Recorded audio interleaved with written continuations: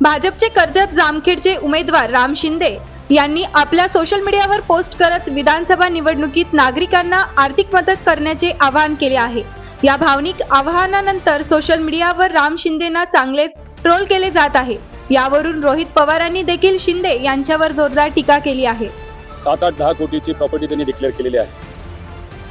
मध्य प्रदेशमध्ये त्यांची एक वेगळी कंपनी जे त्यांनी डिक्लेअर केलं नाही साडूंची, त्यांच्या रायगडमध्ये त्यांची जमीन आहे, बरंच काय, त्याचं व्हॅल्युएशन खूप मोठं आहे।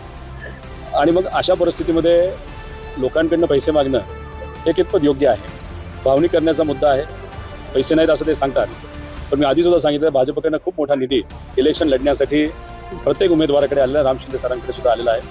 त्याच्याचबरोबर लोकसभेमध्ये सुद्धा अशाच काही गोष्टी त्यांनी केलेल्या आहेत। पैसा त्यांच्याकडे आहे, दारू आता ते वाटत आहेत, त्याच्याचबरोबर जेवण खाणंवळी सुरू झालेली आहे, नेत्यांना विकत घेणं चालू आहे। त्यामुळे अशा गोष्टीसाठी सामान्य लोकांचा पैसा तुम्ही वापरणार?